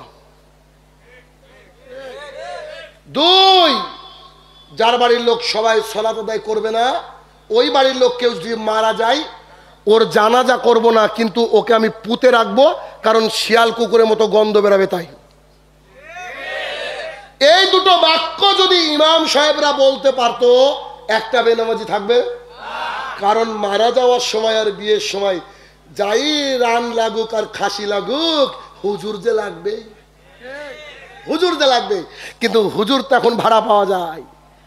হুজুর দেখছে যে এই বিয়েটায় পণ দিচ্ছে 17 লক্ষ টাকা, তারপরে হুজুর গিয়ে মন্ত্র পাঠ করছে। ছি ছি ছি, লজ্জা লাগার দরকার। এটা হারাম না? হারাম না পণ? তো হারাম জায়গায় হুজুর যাবে কেন গো? হুজুর কেন হারাম জায়গায় যাবে? আশ্চর্য দুনিয়া, ও যায় কি করে? আমাদের সমাজের স্টিয়ারিং মানে হুজুররা যদি বদলে যেত, আমাদের সমাজটা সুন্দর হয়ে যেত।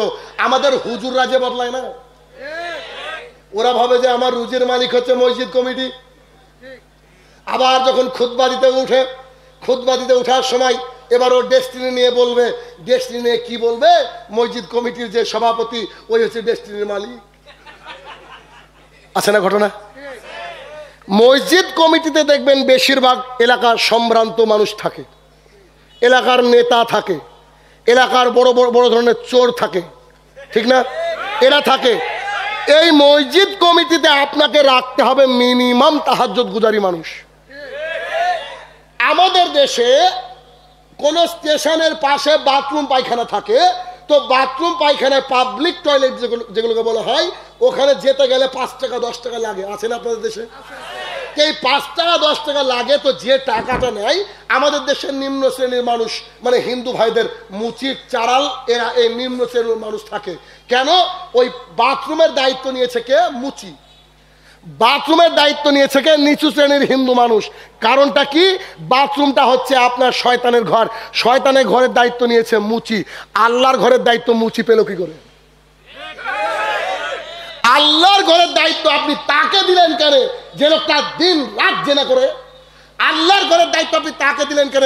ও দিন রাত হারাম ভাবে ভক্ষণ করে, হারাম ইনকাম করে। আল্লাহর ঘরের দায়িত্ব তাকে দিলেন কেন? ও যার দাড়ি চাষা। যতদিন এইসব শ্রেণীর মানুষ মসজিদের মধ্যে আছে, অতদিন এই সমাজে নামাজের উন্নতি হবে না, নামাজের উন্নতি হবে না। কারণ ইমাম সাহেবকে হক কথা বলতে গেলে কলিজা লাগবে। আপনি আমাকে বেতন দিয়েছেন মানে আপনাকে যে আমাকে আপনার মতো মিলিয়ে চলতে হবে, ওই টাইপের গোল আলু যে আমি না। এভাবে ইমাম সাহেবকে কথা বলতে হবে, এইভাবে ইমাম সাহেবকে কথা বলতে হবে, নইলে আমাদের সমাজটা এত মূর্খতার মধ্যে নিমজ্জিত হয়ে যাবে। তার প্রমাণ আপনি আগামীকালকে পাবেন। আজকে ফজরের সময় দেখবেন মসজিদের প্রথম কাতার ভরেনি, আর জুমার দিনে 3 তলাও শেষ। কেন আসলো? কি করতো মসজিদে? ও আসলো কেন মসজিদে? ও জর্দাখোর, খৈনিখোর, ও গুলখোর, ও বিক্রি করে, এগুলো আসলো কি করে? ও এগুলো হারাম মনেই করে না, মনে করেন এগুলোকে। আসলো কি করে? এর আসার কারণ এই তো আমরা আমরা আমরা ঠিক করে কথা বলতে পারিনি। আবার কোন কোন মসজিদ আছে স্পেশাল মানুষের জন্য আলাদা নাকি মুসাল্লা বিছিয়ে দেওয়া হয়। কি অবস্থা! আরে কি অবস্থা, একবার চিন্তা করেন, ভাবা যায় এগুলো? আরে জর্দাকে তো মানুষ আর হারাম মনেই করে না, বোধহয় মনে করে। দেখবেন ওপেনলি মানুষ কিন্তু মদ খায় না, মদ ওপেনলি খায় না, কিন্তু সিগারেট ওপেনলি খায়। আপনাকে একটা সুন্দর উদাহরণ দেখাচ্ছি আমি। ধরেন একটা গেট, আর কথার কথা একটা গেট, দুটো গেট। এইখানে গেটে লেখা আছে মহিলা গেট। যে লোকটা ক্লাস 1-এ পড়াশোনা করেছে, 1 পর্যন্ত, তারপরে ও আর স্কুলে যায়নি, মানে শুক্রবারও যায়নি, এই লোকটা এই সাইড দিয়ে ঢুকবে কি? কেন ঢুকবে না? আচ্ছা, ওই লোকটা কি পর্যন্ত পড়েছে? 1, মানে স্কুলে যায়নি, কোন রকম পড়তে পারে, হয়েছিল একার মহিলা, তাই সে ঢুকবে না। এটা মহিলা গেট, ঠিক না? আচ্ছা, তারপরেও যদি ওই গেট দিয়ে আমার মতো কোনো লোক ঢুকে দেখার পরে, বুঝেন নি, তাহলে কি আমি নিশ্চয়ই শিক্ষিত না? না হলে অন্য ভাষায় লেখা আছে। ধরেন বাংলায় লেখা আছে ক্লাস 1 পাস, লোকটা ঢুকলো না। আর আমি শাইনুর রহমান ইংরেজি নিয়ে পড়াশোনা করেছি, বাংলা স্পষ্ট বুঝি, তো আমি দেখছি মহিলা গেস। আমি যদি ঢুকি, আপনি কি আমাকে শিক্ষিত মনে করবেন? যদি মনে করেন তা আপনি অশিক্ষিত। ঠিক না? আচ্ছা, এবার আপনাকে আমি দেখাই, আপনি এখনই যাওয়ার সময় দেখবেন রাস্তায় সিগারেটের প্যাকেট পড়ে আছে। এক সময় সিগারেটের গায়ে লেখা থাকতো statutory warning, cigarette smoking injurious to health, সংবিধিবদ্ধ সতর্কীকরণ, সিগারেট খাওয়া স্বাস্থ্যের পক্ষে ক্ষতিকর। তারপরে সিগারেট কোম্পানি বুঝতে পারলো এ পাবলিক এত ভাষা বুঝে না, তো ওরা আবার লিখলো কি, পরে লিখলো টোবাকো কজেস ক্যান্সার, তামাক ক্যান্সারের কারণ। দেখলো না, পাবলিক এখনো বুঝে না। এবার লিখেছে টোবাকো কিলস, পাবলিক তাও বুঝে না। এবার এমন একটা খাতারনাক ছবি দিয়ে দিয়েছে ওখানে, যদি আপনি মনোযোগ সহকারে 1 মিনিট দেখেন 3 দিন আপনার পেটে ভাত ঢুকবে না, এত ডেঞ্জারাস একটা ছবি দিয়ে দিয়েছে। এবার ওই সিগারেটের প্যাকেটটা ধরেছে আর মুখে সিগারেট দিয়ে একটা প্রিন্সিপাল টানছে, একটা ডিএসপি টানছে, একটা টিওনো টানছে। বলেন এরা শিক্ষিত? কথা বুঝতে পারেননি? মহিলা গেটে পুরুষ যেমন ও অশিক্ষিত, ঠিক এই আপনার ডিসিএসপি এরা অশিক্ষিত। সিগারেট খাচ্ছে আর পড়ছে টোবাকো কজেস ক্যান্সার, এটা খেলে ক্যান্সার হয়। কে শিক্ষিত আছে দুনিয়াতে? এই জন্য রাসূল সাল্লাল্লাহু আলাইহি ওয়াসাল্লাম বললেন, আনাস রাদিয়াল্লাহু তাআলা আনহু বলেন, রাসূল সাল্লাল্লাহু আলাইহি ওয়াসাল্লাম বলেছেন, কিয়ামতের পূর্বে বেশ কিছু লক্ষণ দেখা দিবে। তার মধ্যে 1 নম্বরে আইয়ুর ফাইল, মানুষের বিবেক তুলে নেওয়া হবে। ওয়াকসারুল জাহাল, মূর্খতা বর্ষণ হবে। জি, আজ থেকে 40 বছর আগে 8 বছরের শিশুকন্যা ধর্ষণ হয়নি। আজকে আপনি নাকি শিক্ষিত, ঘরে ঘরে মাস্টার ডিগ্রি পাস, তারপরে এই আজকের সমাজে এত ধর্ষণ হচ্ছে, ছোট ছোট বাচ্চাও ছাড় পাচ্ছে না। তার মানে বুঝে নিতে হবে এরা কেউ শিক্ষিত নয়, এরা কেউ শিক্ষিত নয়। আরে করোনা বেড়েছে, করোনা সব জায়গায়, করোনা সব জায়গায়, করোনা সব জায়গায়, করোনা মুক্ত, খালি স্কুলে করোনা। দেখছেন না, স্কুলকে বন্ধ করে দিয়েছে আমাদের দেশে সরকার, স্কুলকে বন্ধ করে দিয়েছে। তো কি হবে? সেই মজা করে একটা কথা বলি, এক জায়গায় লেখা আছে এখানে প্রধানমন্ত্রী বানানোর ট্রেনিং দেওয়া হয়, ফিস 200 টাকা। ভারতের কথা বলছি। তো কোনো একজন ব্যক্তি মজা করে বলছিল, তো বলছে বাহ, প্রধানমন্ত্রী বানানো হয় মানে? আমি তো পড়াশোনায় অত ভালো না, প্রধানমন্ত্রী হওয়ার ট্রেনিংই নিব। তো 200 টাকা ফিস জমা দিয়ে গিয়ে দেখছে যে একজন ব্যক্তি আর একজন ব্যক্তিকে চা করা শিখাচ্ছে। তো বাইরে থেকে এসে বলছে, শালা চা করা শিখায় রে। তো বলছে চা করলে তো তুই প্রধানমন্ত্রী হবি কেন? এই যে মুহাম্মদ সাল্লাল্লাহু আলাইহি ওয়াসাল্লাম বলছে আইয়ুর ফাইল, মানুষের বিবেক তুলে নেওয়া হবে। আমাদের দেশের প্রধানমন্ত্রী এত ভালো, আমেরিকার ভিসা পায় না কেন? ইংরেজি বলতে পারে না তাই। কি ভয়াবহ পরিস্থিতি পৃথিবীর বুকে। এইরকম ভাবে আমাদের বহু মসজিদ পরিচালিত হচ্ছে ওই সব কুলাঙ্গারের মাধ্যমে, যেসব কুলাঙ্গার সালাত সম্পর্কে কোনো ধারণাই নেই। সালাত সম্পর্কে যাদের ধারণা নেই তারা আল্লাহর ঘরে দায়িত্ব কি কারণে নিতে চায়? তারা নির্লজ্জ বেহায়া বলে এই দায়িত্ব নিতে চায়। কারণ আল্লাহর ঘরের রক্ষণাবেক্ষণ তারাই করবে যারা আল্লাহওয়ালা লোক। ও সালাত কি বুঝে না, সিয়াম কি বুঝে না, এসবগুলো না বুঝে ও জাতির সামনে বলছে আমি মসজিদের সেক্রেটারি, আমি মসজিদের সভাপতিরা হয় কি করে? এই নীতিকে ত্যাগ করতে হবে। বলছিলাম আনাস রাদিয়াল্লাহু তাআলা আনহু বলেন, রাসূল সাল্লাল্লাহু আলাইহি ওয়াসাল্লাম বলেছেন, ওয়াকসুরা শরবুল খামরে, নেশাদার দ্রব্য পান করা বেড়ে যাবে। আবু হুরায়রা রাদিয়াল্লাহু তাআলা আনহু বলেন, রাসূল সাল্লাল্লাহু আলাইহি ওয়াসাল্লাম বলেছেন, এমন একটা সময় আসবে মানুষ নেশাদার দ্রব্য পান করবে কিন্তু নাম দিবে আলাদা, নাম দিবে আলাদা। মদ খাবে লেকিন নামটা থাকবে অন্য কিছু, অন্য কিছু একটা নাম দিয়ে জাতির সামনে এই মদ খাওয়াকে পেশ করবে। এরকম হচ্ছে কি হচ্ছে না? জি হচ্ছে, জি হচ্ছে। এবার হুজুর বলছে সিগারেট খাওয়া মাকরু, জর্দা খাওয়া মাকরু। ওই হুজুরও যেমন ঠাকুরও তেমন, ওখান থেকে আর দূরে এসেছিলাম। এবার আপনাকে একটু দেখাই, কোনো কিছু জানতে হলে ইসলামের ব্যাপারে সবচেয়ে ফার্স্ট প্রায়োরিটি কাকে জিজ্ঞাসা করব? আল্লাহ সুবহানাহু ওয়া তাআলাকে জিজ্ঞাসা করব। আর আল্লাহ আমাদেরকে বলে দিয়েছে আমি একজন শিক্ষক পাঠালাম, whatever the subject you name, he is the Muhammad রাসূলুল্লাহ সাল্লাল্লাহু আলাইহি ওয়াসাল্লাম। তোমরা তাকে জিজ্ঞাসা করো। তো আমরা রাসূল সাল্লাল্লাহু আলাইহি ওয়াসাল্লামকে বলছি, আল্লাহ রাসূল নেশা কাকে বলে, নেশা কি জিনিস বলেন তো? এবার মুহাম্মদ সাল্লাল্লাহু আলাইহি ওয়াসাল্লাম বলছেন, আন আয়েশা রাদিয়াল্লাহু তাআলা আনহা ক্বালাত ক্বালা রাসূলুল্লাহ সাল্লাল্লাহু আলাইহি ওয়াসাল্লাম, আয়েশা রাদিয়াল্লাহু তাআলা আনহা বলেন রাসূল সাল্লাল্লাহু আলাইহি ওয়াসাল্লাম বলেছেন, কুল্লু মুসকিরিন, প্রত্যেকটা নেশাদার বস্তু। আচ্ছা ভাই, কুল্লু মানে সব। যারা আরবি বুঝেন না কিন্তু সৌদি আরবে আপনার ছেলে থাকে, সৌদি আরবে আপনার ভাই থাকে, তারা জানে কুল্লু মানে সব, ঠিক না? আল্লাহ সুরা সুরা শুকুল হাদা কুল্লু শিল, এই তাড়াতাড়ি কাজ করে, এগুলোকে সবগুলো তুলে নিয়ে আয়, বলে না সৌদি আরবে? তো বলছে কুল্লু মুস্কিরিন খামরিন, প্রত্যেকটা নেশাদার বস্তু মদ, ইল্লা সিগারেট। সিগারেট বাদ দিয়ে নাকি? ইল্লা হাকিমপুরি। আল্লাহ রাসূল সাল্লাল্লাহু আলাইহি ওয়াসাল্লাম সবচেয়ে বড় ইমাম, তিনি বলছেন কুল্লু মুস্কিরিন খামরিন, প্রত্যেকটা নেশাদার বস্তু মদ, ওয়া কুল্লু খামরিন হারাম, প্রত্যেকটা নেশাদার বস্তু মদ, আর প্রত্যেকটা মদই হারাম। তাহলে বিড়ি বাদ গেল নাকি? জর্দা খৈনি? জি। তো ইমাম সাহেব খায় যে, ও দিন ধর্ম বুঝে না তাই, ও দিন ধর্ম বুঝে না তাই। আর আবি দারদা রাদিয়াল্লাহু তাআলা আনহু قال قال رسول الله صلى الله عليه وسلم, আবু দারদা রাদিয়াল্লাহু তাআলা আনহু বলেন, রাসূল সাল্লাল্লাহু আলাইহি সাল্লাম বলেছেন, লা ইয়াদখুলুল জান্নাতা মুদমিনুল খামরিন, যে লোকটা দিন রাত পান বিড়ি জর্দা গুল সিগারেট খায়, তারা জান্নাতে যাবে না। আমি অনুবাদ করছি, ফাঁসি দিতে হলে 1 নম্বর আসামি মুহাম্মদুর রাসূলুল্লাহ সাল্লাল্লাহু আলাইহি সাল্লাম। বিশ্বাস করেন, আপনার পীর সাহেব, আপনার ইমাম সাহেব, আপনার আব্বা, আপনার আম্মা, কেউ আপনার কিয়ামতের দিন আপনার সাথ দেবে না, সবাই পালিয়ে যাবে। আপনাকে আমি বলতে চাইছি যে আপনি একটু যাচাই বাছাই করে ধর্মটাকে নিয়েন। এই এলাকায় আলু কত টাকা কিলো? আলু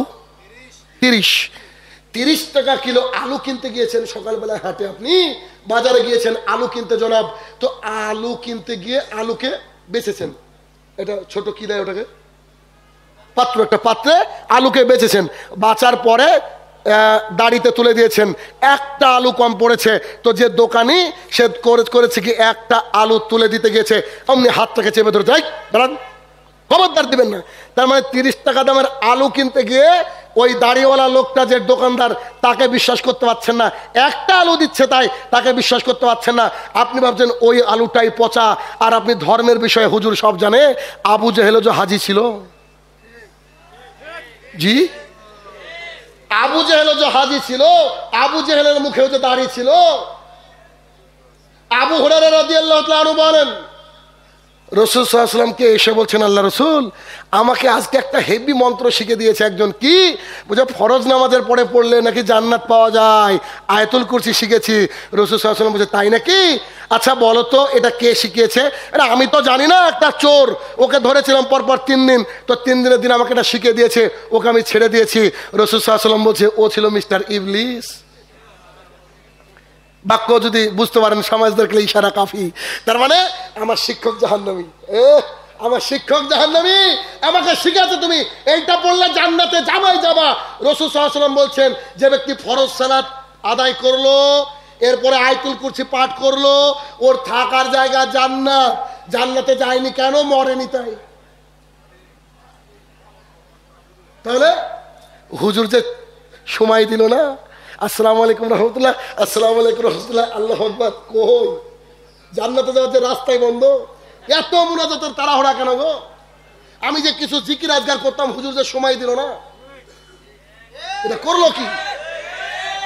এ হচ্ছে বর্তমান পরিস্থিতি, এ হচ্ছে বর্তমান পরিস্থিতি। আপনাকে আমি দেখাতে চাইছিলাম যে হুজুর যদি দিন ধর্ম না বুঝে, পাবলিক কি করে বুঝবে? আবার হুজুর বলে দিয়েছে এটা হচ্ছে ওদের জালসা, তোমরা যেও না।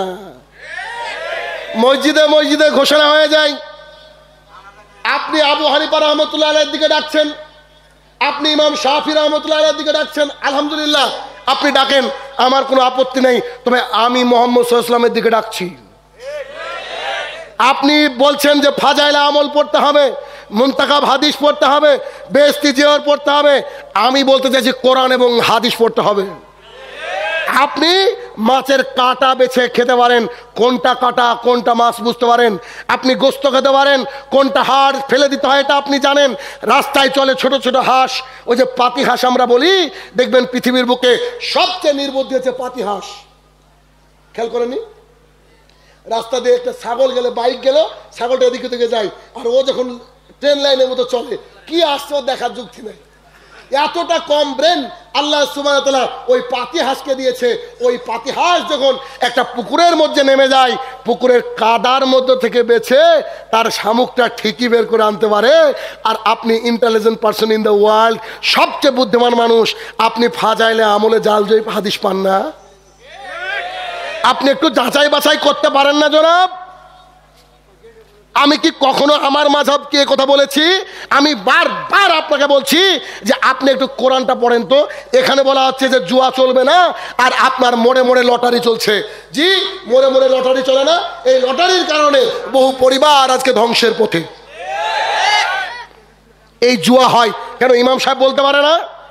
ইমাম সাহেব মসজিদে বলতে পারে না এটা হারাম, এটা নাজায়েজ, এটা হারাম, এটা নাজায়েজ, এটা হারাম, এটা নাজায়েজ? এই বাক্য যদি ইমাম সাহেব বলতে পারতো, তাহলে এই জাতির সামনে দিয়ে লটারি বিক্রি করতে পারতো না মানুষ। এটা আমাদের দোষ যে আমরা জাতির সামনে হক কথাকে বলতে পারছি না।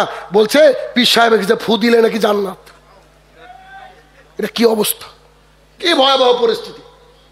চিন্তা করুন। এদেশের মাটিতে বাংলাদেশে এসে দুটো জিনিস আমার কাছে খুব তাজ্জব মনে হয়। একটা দেখলে কষ্ট হয়, আর একটাকে আশ্চর্য মনে হয়। এদেশের মাটিতে বহু মানুষকে দেখি গালে দাড়ি নাই কিন্তু মাথায় টুপি ঠিকই আছে। বুঝতে পারেননি? এর জন্য দায়ী হুজুর।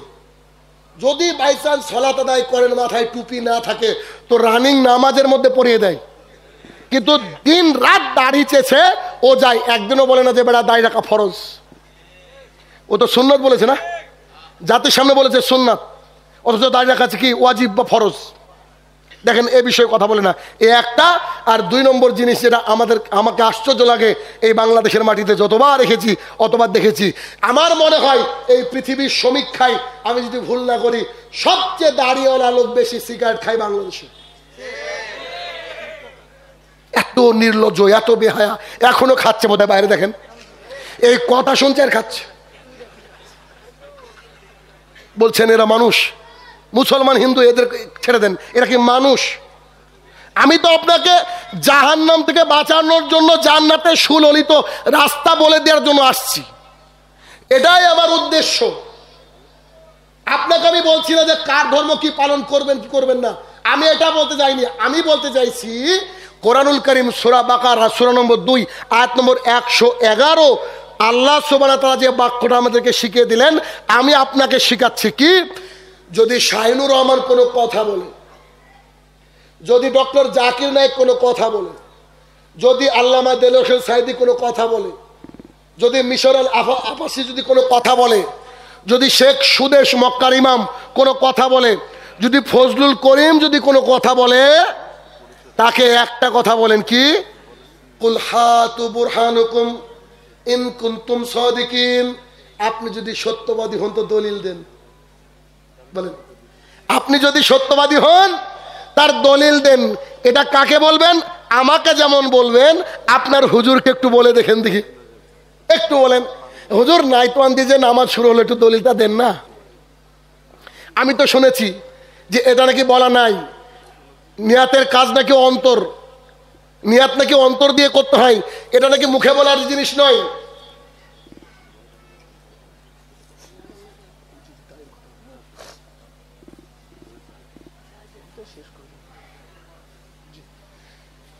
তাহলে আমাদেরকে যে যে যে মানে পৃথিবীর যে কেউ যদি কোনো আমল বলে তাকে কি বলবো?